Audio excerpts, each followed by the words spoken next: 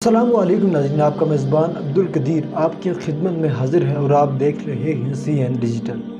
ناظرین، جیسا کہ آپ سب کے علم میں ہوگا کہ آج 2 ربیع الاول ہے اور آج بھی اور یکم ربیع الاول یعنی کہ کل پورے ملک میں ریلیاں نکالی گئی اور محفل میلاد کا انعقاد کروایا گیا۔ ناظرین، میں آپ کو بتاتا چلوں کہ ماہ ربیع الاول ایک ایسا برکتوں والا، ایسا عظمتوں والا مہینہ ہے جسے تقریباً تمام امت مسلمہ عقیدت و احترام سے مناتی ہے۔ ناظرین، اس ماہ ربیع الاول کو اور حضور صلی اللہ علیہ وآلہ وسلم کی پیدائش کو ہم کیوں مناتے ہیں، آپ سب کے ساتھ میں یہ شیئر کروں گا، لیکن اس سے پہلے میں آپ کو بتاتا چلوں کہ آج سے 1400 سال پہلے حضور صلی اللہ علیہ وآلہ وسلم کی ولادت سے پہلے کائنات کا نقشہ بہت عجیب و غریب تھا۔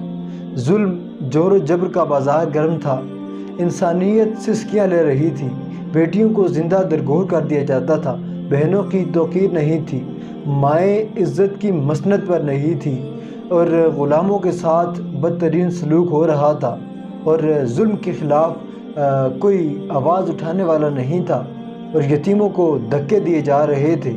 اور جب کوئی آواز اٹھانے والا نہیں تھا اور کوئی باپ اگر اپنی بیٹی کو زندہ درگور کر دیتا تو اس پر کوئی مقدمہ درج نہیں کیا جاتا تھا، بلکہ معاشرے سے اسے داد ملتی تھی۔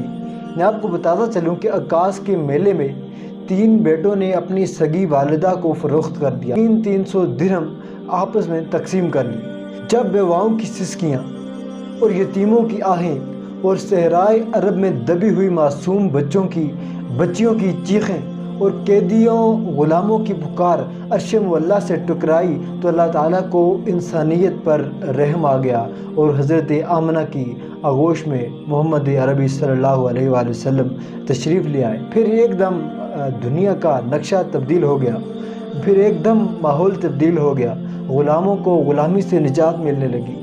جو غلام اپنے آقا کا جوتا دھوپ سے اٹھا کر چھاؤں میں رکھ دیتا تو اس کا مالک، اس کا آقا اس کو کوڑے لگاتا کہ تو نے میرے پوچھے بغیر، میرے دیکھے بغیر میرے جوتے کو چھوا کیسے۔ اب اس غلام کا واقعہ ذرا غور سے سماعت فرمائیے گا۔ حضور صلی اللہ علیہ وآلہ وسلم معراج پر تشریف لے جاتے ہیں اور جب واپس پلٹ کر آتے ہیں تو حضرت بلال حبشی رضی اللہ تعالیٰ عنہ کو بلاتے ہیں اور پوچھتے ہیں، بلال، ایسا کون سا نیک عمل کرتے ہو کہ میں نے جنت میں تیرے قدموں کی آہٹ سنی؟ وہ ماں جو منڈی پر بکتی تھی، حضور صلی اللہ علیہ وآلہ وسلم نے جنت کھینچ کر اس ماں کے قدموں میں ڈال دی۔ وہ بیٹی جو زندہ درگور کی جاتی تھی، ذرا اس کو اس پہلو تناظر میں دیکھیے گا کہ حضور صلی اللہ علیہ وآلہ وسلم نے ارشاد فرمایا، اور بیٹیوں کو قتل کرنے والوں سن لو، میری بیٹی فاطمہ میرے جگر کا ٹکڑا ہے۔ اور آج وہ بیٹی اگر سسرال میں جاتی ہے تو باپ کے دلوں کو قرار نہیں۔ وہ بیٹی جس کو زندہ درگور کر دیا جاتا تھا، آج وہ بیٹی اگر سسرال میں ہے تو باپ کے دلوں کو قرار نہیں۔ باپ اس کے لیے محنتیں کر رہا ہے، مزدوریاں کر رہا ہے۔ وہ بیٹی جس کو زندہ درگور کر دیا جاتا تھا، آج اس بیٹی کا باپ اس کے لیے مزدوری کر رہا ہے۔ میں نے کئی بوڑھے اشخاص کو دیکھا ہے جو مزدوری ان سے پوچھو، بھائی کیوں اس بوڑھی عمر میں مزدوری کر رہے ہو، تو جواب ملتا ہے، بیٹی کے ہاتھ پیلے کرنے ہیں۔ تو بیٹی کے لیے یہ پیار، یہ محبت، یہ درد سینے میں کس نے ڈالا؟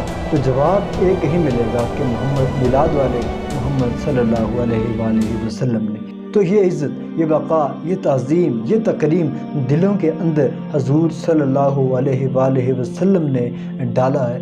تو یہ زندگی کا جتنا بھی حسن ہے، جتنا بھی نکھار ہے، جتنی بھی ہمدردیاں ہیں، یہ بہن کی آبرو ہے، یہ بھائی کا تقدس ہے، یہ ماں کی عزت ہے، یہ بیوی کا احساس ہے، اور آج بیٹیاں قرار قلب ہیں، یہ سب حضور صلی اللہ علیہ وآلہ وسلم کے آنے سے ملا ہے، ورنہ انسان تو صفات ہو چکا تھا۔ آپ صلی اللہ علیہ وآلہ وسلم کے آنے سے زندگی کو حقیقی نور ملا ہے، تو کیا اس آنے کو معمولی آنا سمجھ لیا جائے؟ ہرگز نہیں۔ اس جشن بہاراں کو عقیدت و احترام کے ساتھ منائیے گا، اس کے تقاضوں کے عین مطابق منائیے گا، عقیدتوں کا اظہار کیجیے گا، بارگاہ رسالت مآب صلی اللہ علیہ وآلہ وسلم نے درودوں کے گجرے پیش کیجیے گا۔ 12 ربیع الاول تجدید عہد وفا کا دن ہے۔ اس دن حضور صلی اللہ علیہ وآلہ وسلم سے یہ عہد کرنا ہے کہ ہمارے پیارے آقا ہماری زندگی کا ایک